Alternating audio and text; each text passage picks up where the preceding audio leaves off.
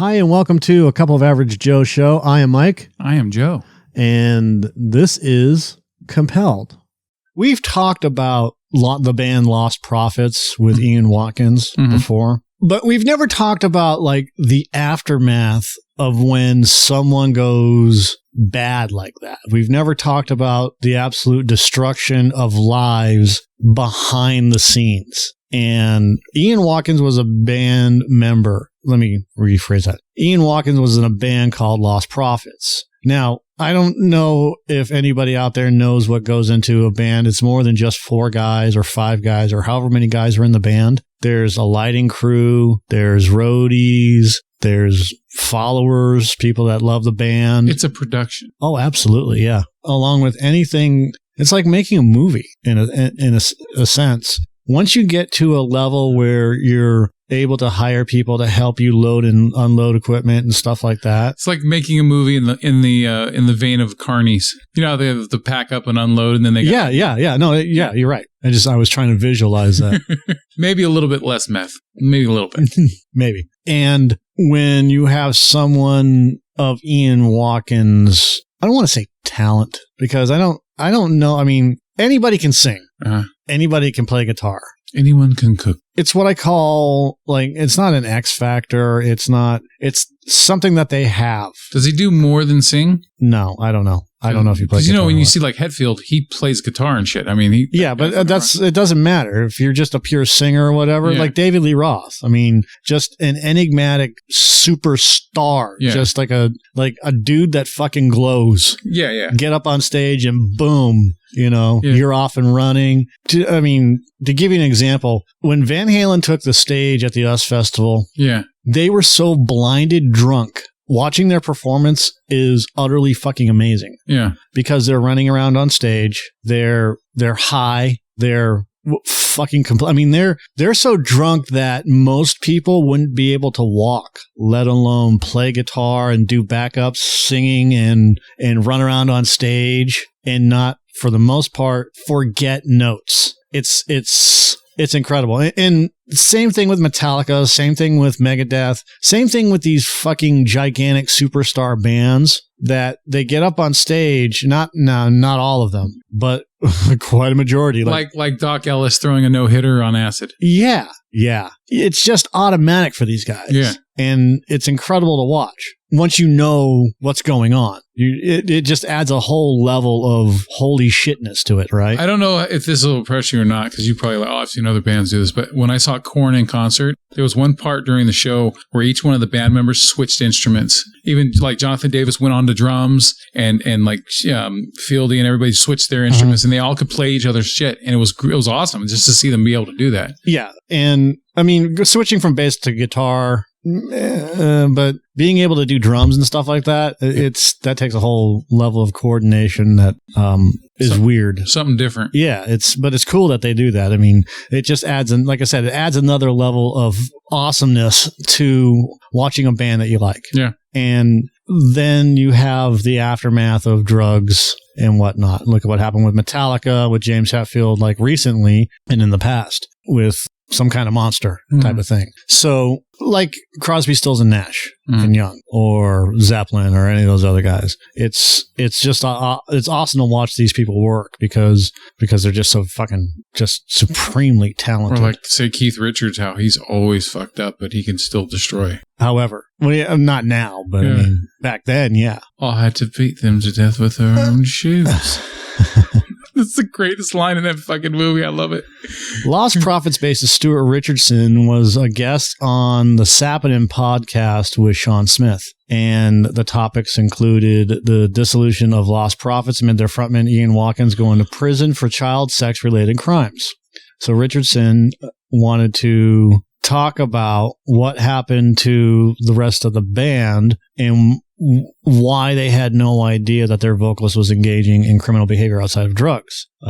Watkins is currently serving 35 years in prison for various child sex-related crimes. He was found guilty in 2013. The remaining members of Lostprophets regrouped and started a new band called No Devotion in 2014. That sounds funny. Has that got a hidden meaning to it? Probably. So here's the reasons why they wanted to do what they did. It's like the Vision Bell changing their name to New Order. Well, yeah, but that's because somebody left. Well, the lead singer died. He committed suicide. Well, yeah, that's essentially why you do it. Yeah. They don't want to continue on with. I just they're changing their name to New Order. Like now, there's a New Order, and there's always meaning behind why they did what they did. Yeah, we didn't catch our breath after the whole thing went down with Ian, so it was like, well, fuck, if that's going to be the thing that's on my fucking gravestone, like, oh, that guy was in that band with that fucking prick. You know what I mean? It's like, fuck that. I'm going to go do my own band immediately. So speaking further of the time around Ian's trial, Stuart said, to be honest, it was a blur because at the time when we were writing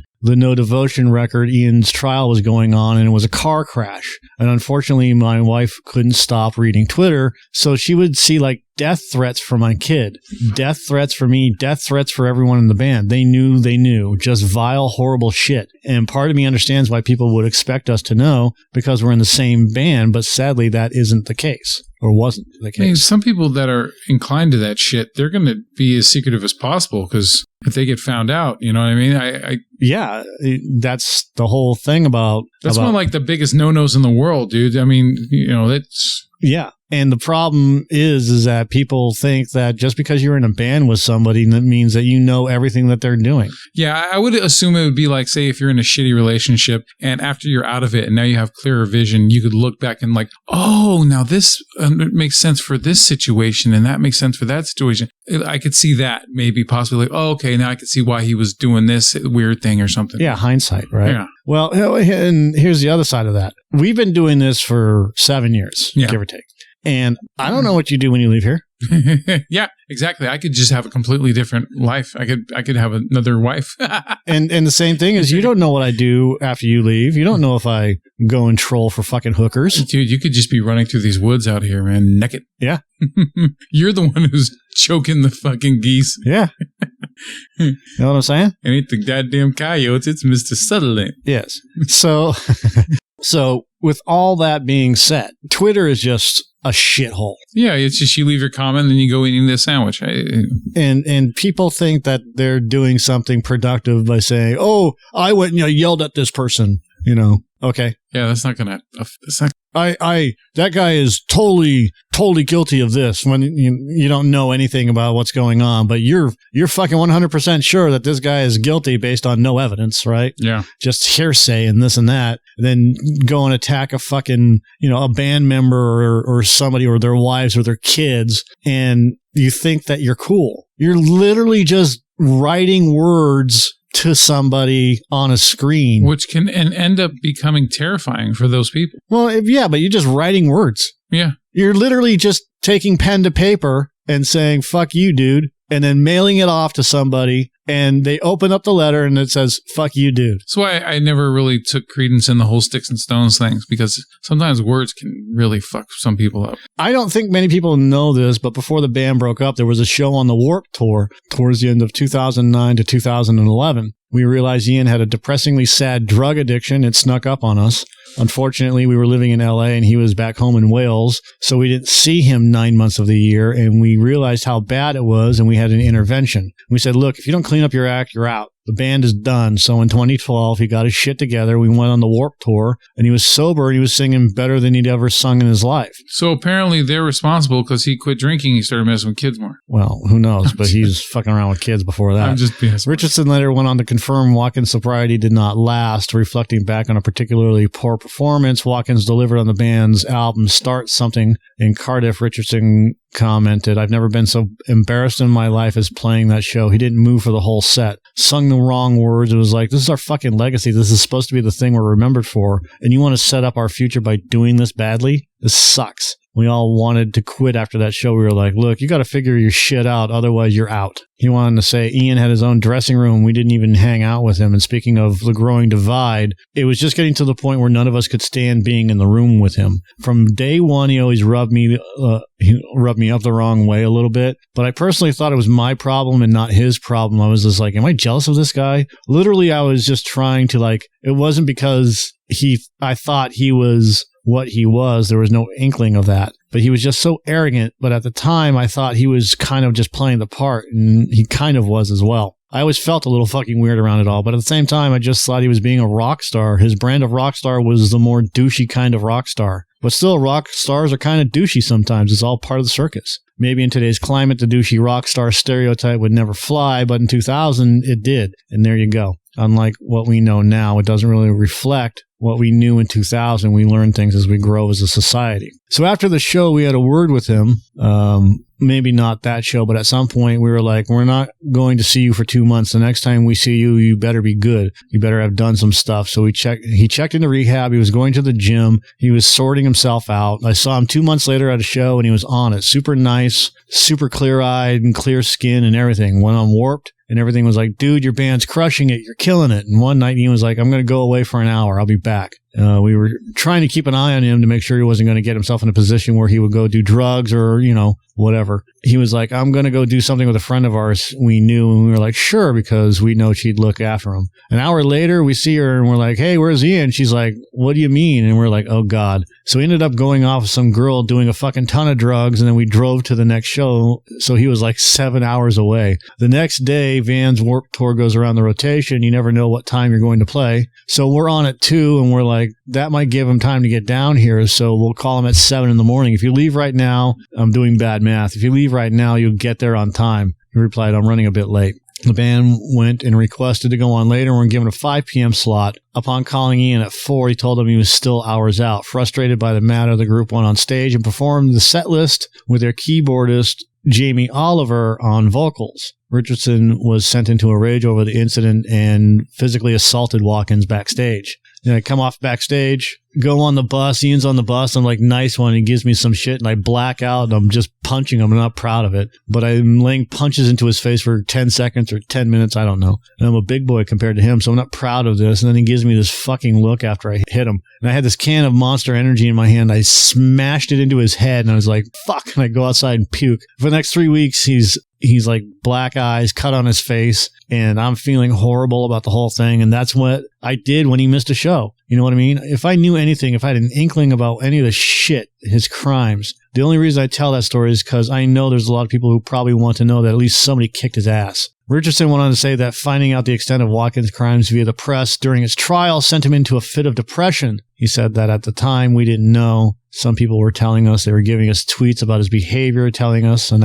I never had that tweet. He stated that the band didn't speak out on Watkins for some time due to them being in the dark themselves. That was why we didn't say anything, because we knew, like, of course you would think that. We're not stupid. We're not going to come out and say, fuck you, don't fucking say we're a part of this. It's like, look, we don't know what's going on right now either. We're literally trying to figure this one out with you. He revealed that press began showing up at his house in Florida around the time the news regarding Watkins broke. He eventually went to his children's school to explain that he had no knowledge of what his former bandmate was up to. He said he volunteered himself to police to offer any assistance he could. Upon learning the extent of Watkins' behavior, he was left questioning himself as how Ian managed to keep everything a secret. Speaking of the remaining Lostprophets members choosing not to address their own feelings at the time of Watkins' arrest and trial, I think we felt at the time, considering what was happening, our feelings, because we're not really the victims in this right now. Even if we are victims, because you got to remember that was our livelihoods, that was our pension, that was everything for us, that was our income, our only source of income. It was our nest egg, it was everything. We worked 20 years in bands doing that thing. This is the thing which you work towards to build something so that you can have better lives in the future. Imagine you had a job and someone immediately stopped your job, stopped all your payments, and took away all your money you had for your future. And everyone's like, fuck them, they knew about Ian. You're like, oh my God, you have no idea what we lost.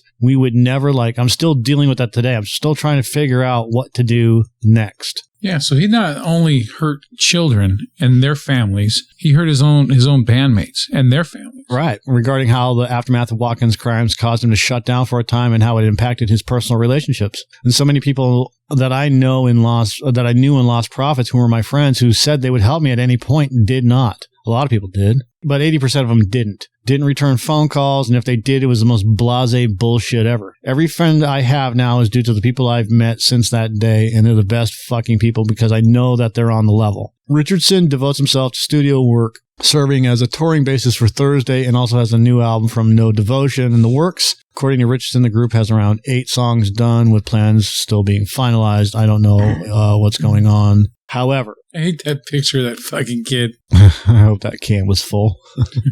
Canned beatus. Monster Energy, great for twatting monsters. Added some Welsh slang in there for authenticity. I mean, what more can you say? What more can you do when you have a person like Ian Watkins who has literally destroyed lives? Not just the people that he's affected firsthand, but everybody that was in the band Lostprophets. Yeah. The people that worked for them, hangers on, whatever. Fan base too. Dude, he has completely, he wrecked a career. Yeah. Not for him, for everybody that was around him, associated with him. Yeah. Yeah. He makes Yoko Ono look like Mother Teresa. Jesus. Well, yeah. So, bad analogy, but okay. Yeah, I know. See, he's still alive. I hope we get some more information from the other people in the band about what they were going through. This is just, Stuart Richardson's telling. He's a bassist in the band, and I would like to hear more from other people in the band in regards to how they dealt with this or how they're dealing with this. Because, fuck, dude, it's so awful. It is fucking awful. Yep. So that means he got convicted in 2013, right? He's going to get 36 years, so that means he'll be up for parole in about 10 months. No, he's not eligible for parole at all. Thank God. Yeah, that's good. That's good. So now he'll just, by the time he gets out, if he's still alive, he'll be like Herbert the Pervert. Yeah. Oh boy, muscly old paper boy. I can't do the voice right now.